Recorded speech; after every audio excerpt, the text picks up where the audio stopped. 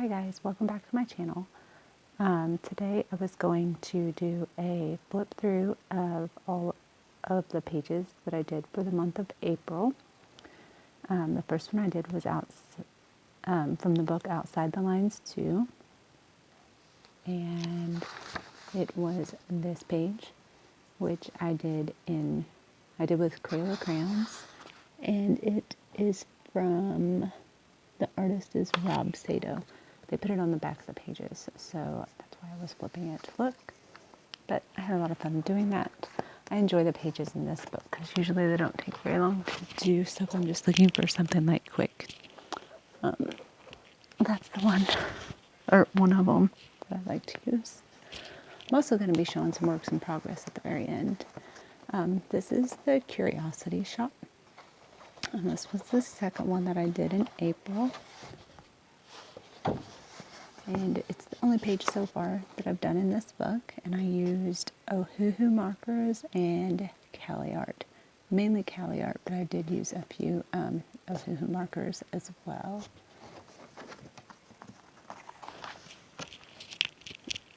I wish I had a better setup so that my mic, I don't know, I have one extension I should have tried maybe, because this is like almost too short. And then the next one I did was from Water Life by Georgie Woolridge. And I did this seahorse picture with the Stettler triangular, if I can speak, pencils. And in this book, I've done a flip through of it before, but it says what the name of the animal is that you're coloring on the opposite page. It has like an exact replica of the page there too, but I didn't color that. And then like a brief description of what it is, and it does it for every animal in the book. So I think that's pretty cool. I'm trying to move these books from one pile to the next pile, so I've got a lot of moving around. This one I took out of the book, but it's from Colorable Scenes, and it was for a gel pen challenge for Anne's A Colorful Life. So she had gel pen challenge for the month of April, and all of that is, a lot of it's glitter pen, but some of it's in pastels, so some of it shines and some of it doesn't. But anyway, it was pretty fun. I tore it out of the book because I had it hanging on the fridge because it's nice, bright, and cheery. So that's why I didn't have the book up here for that one. And then I did a few out of Intricate Ink Animals in Detail by Tim Jepps. I don't know what that is, so I'll take it out. First, I was a little bit intimidated to do anything in this book. I didn't even see that snake. I could have done it first. So I did that one first because I wanted to try something kind of small and see how it worked. This one I did with Cali art markers and Prismacolor. I mainly used the Prismacolor pencils to go over it for the hair to kind of make that a little better. The lemur, I did the same thing. I think, I really don't remember if I used Cali art or Ohuhu markers. And then I know I used Prismacolor pencils on top. And then for this alligator, man, I've got papers in like all of my books because I put them behind there so that, see, it didn't really bleed through that bad though. But anyway, this one, I don't remember if I used Cali art or Ohuhu. I may have used both, but I didn't use any pencils on this one. I had a lot of fun doing those pages. I think that's the last one I did in April in that book. And then I did a few in Floral Fantasy by Nathaniel Wake. This one I was working in while I was traveling. So I did this, I'm getting there, I promise. This page with gel pens, and I did this one while I was in a van. We were driving. I wasn't driving, I was riding. But anyway, I went ahead and colored that while I was on the road. This is with Sharpies, and I think I did that in an airport, most of it, yeah. And then this one I did on the way back in the airport with Sharpies. And this was for a half and half challenge. I would say what group it was for, but I don't remember. Too many. I didn't even know I started another one, but looky there, I need to work on that one. So I do have another work in progress. I just forgot that I had started it. So yeah, I'll set that in my stack of things I'm working on. So I'm really enjoying those pages as well. I mean, I enjoy all of them, but some just more than others. Those are more like simple images that I can complete a little bit quicker. Then the next one was from Monsters, Magic, and Myth. Now I'm winded. By Longhair Studios. The artist is Chet Minton. And I did the same page that's on the cover. I didn't realize it when I started coloring it though, but I realized it later. And then I also, this I guess it's kind of a work in progress, but I started sampling stuff on this page, so that's all I did on that one. And then I completed this one. And man, if I stayed in one book for a whole month, I'd probably like about finish one. Because I'm just all over the place. Okay, the next one was from Magical Fairies by Deborah Mueller. And I used Crayola pencils for the most part. I'm going to try, there. You can see a little bit of shimmer in her hair. I did use a gel pen, I think it was Pentec, for the lines in her hair. And for this shimmery butterfly, which I love. So that was fun. Oh, and I did use a jelly roll. You can't see that very well, but to outline the flowers with the I don't remember what the name of that one is, but there's a glitter pen.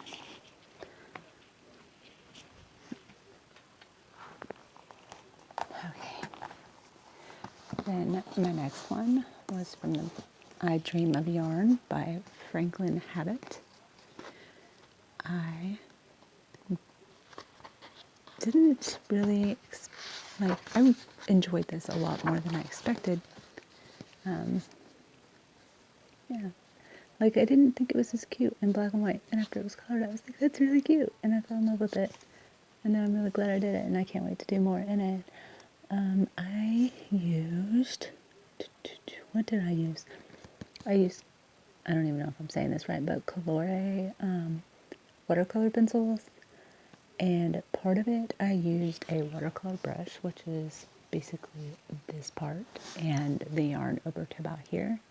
And then the rest of it, I used a Dove blending pen, and it did not warp the paper like the water did. So this is like warpy, which you can't see. Yeah, you can't really see, but I can feel it. And then the rest of it is not. But it is different in that when you use the Dove blending pen in it, it makes them permanent. So like you can't reactivate it if you go back on there with it again later. Whereas with if I use water on it, and it dries, and then I want to work it a little bit more, I can go back in and re-wet it and move it around a little bit. So there is that difference. I can't wait to do more in that book though, because it's really fun. We're getting close to the end. Oh, I've got all these pages where I was pulling them out of that one book. Okay, then my next one was from The Art of Coloring Disney Animals. And I did a double page in this one with Crayola, what are they called? Crayola Super Tips is what I used. Markers. So I had a lot of fun doing that one. They're both so cute. And then we're getting close. I promise. This is the first Outside the Lines book. And I did one page in it so far with Crayola Super Tips. I seem to be using those a lot this month. And this one is by Keith Haring. Oh, that's not right. Yeah, Keith Haring. That's right. So that was the artist for that. And I know I already said it, but the Crayola Super Tips. It always leaves those water-based markers. They almost feel like you put watercolor down, but yeah, it's just where it got the paper so wet. And this is the last one that I did, and I actually finished it up early this morning. And this is the adult coloring book Treasury.